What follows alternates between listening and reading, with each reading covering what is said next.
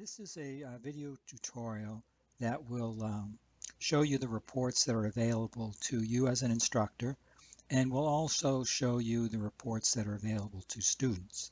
I want to go through those reports individually, give you an idea of what's in each report, and also for the operations report in particular, give you a little bit of tour of that. Okay, so I've logged in as myself, an instructor, as you would log in, and at the home page, and on the right is the game administration column, which lists all of the games that I've created. And what I'm going to do is I'm going to go down to a game that I completed last semester. That would be the fall of 2015. So just click on the pencil icon to open up that game, and we're taken to the games dashboard. And the reports are on the dashboard. They're in this column right here under reports. And you can select which round you want to show the reports for. You can select any of the completed rounds. The reports here, game overview, student participation, current round results, and game results to date, are reports that are available only to you as an instructor. The student reports are available to the students. There's a difference, however, between the team operations and market report in terms of availability. The market report contains what you might think of as publicly available information. It's the same information on every team, and every student has access to it. The team operations report, each team or each individual, if you've structured the game around individuals, gets the report for themselves, for their company, not for anybody else. But those are the two reports that are available to students. So what I want to do is I want to go to round one, and we'll just look at the reports that are available that are about round one.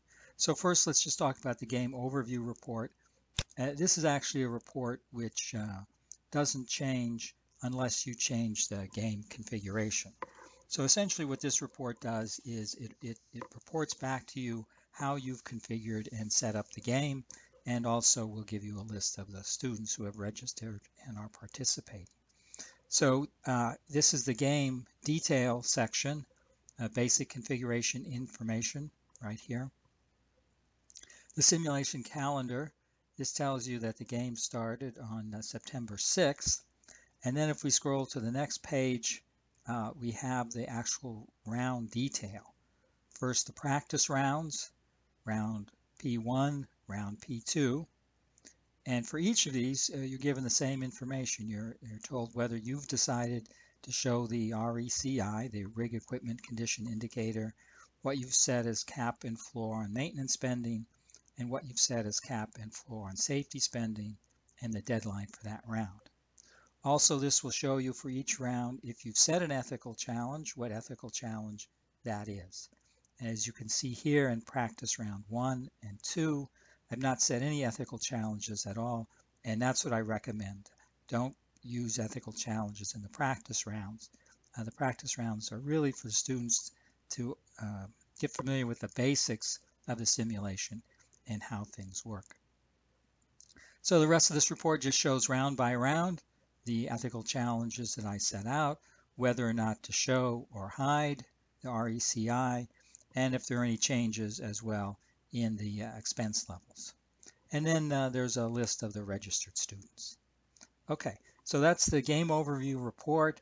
If you change the configuration of the game, for instance, you change one of the ethical challenges, the game overview report will automatically be updated for that round. So you'll be able to see from this report what your current configuration is, game configuration is.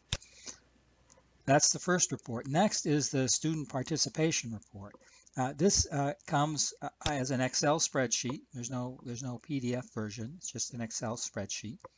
And what this does is it essentially allows you to very quickly determine who's entering decisions, who's participating. And you can download this Excel spreadsheet, obviously, and then you can incorporate the data pretty seamlessly into your grading spreadsheet if you use participation as one of the determinants of a student's grade. So this shows, and this is a cumulative report, so the game is completed, so we've gone through round 12, and we see here that Kelsey participated in every single round. That means she entered decisions for the round before the deadline. Samson missed one round, the fourth round,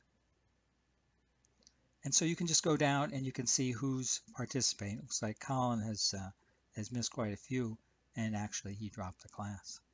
But in any case, so that allows you to, again, see who's actively engaged in the simulation in a way that you can incorporate into your grading spreadsheets.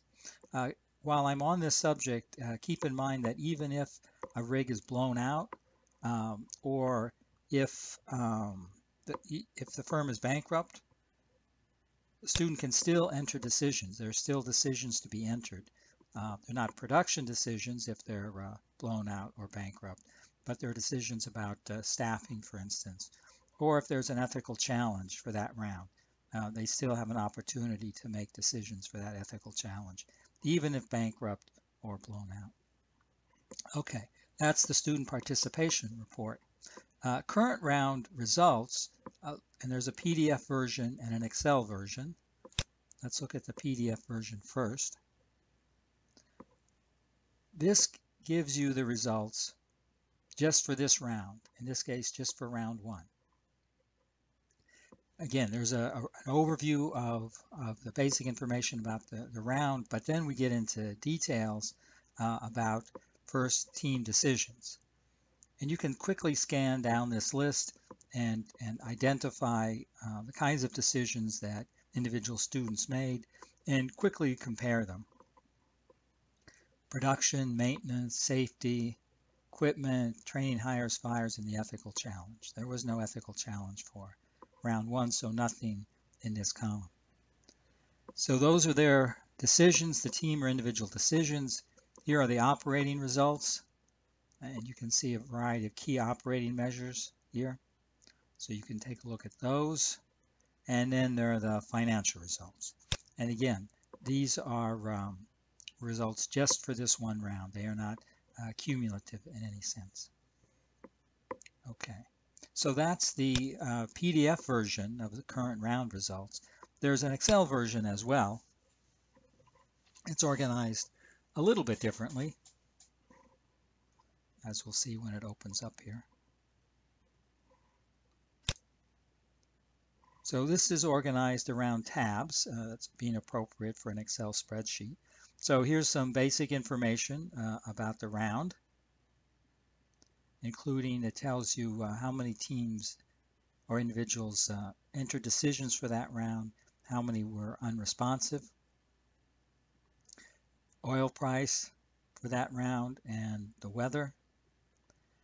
There's a tab for team decisions, and you can sort on all of these. So you can very quickly, for instance, determine, who spent the most on maintenance? Who spent the least? Did anybody send lots of people off for training?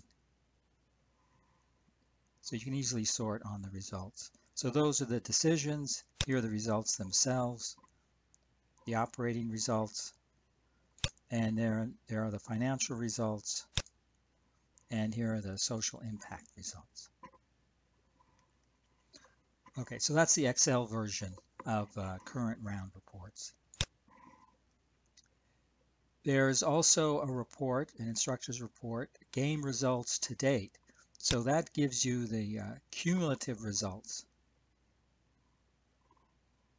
It doesn't give you round by round results. That kind of report is not available. But this gives you, and in this case, the game results report will look very similar to the current round results report, since it is the first round. Organized a little bit differently, but this allows you to very quickly determine where things stand right now in terms of operating financial results and the social impacts as well. Okay, so that's the game results to date. Again, that doesn't show individual rounds. Just shows cumulative uh, results to date. And there's an Excel version of that.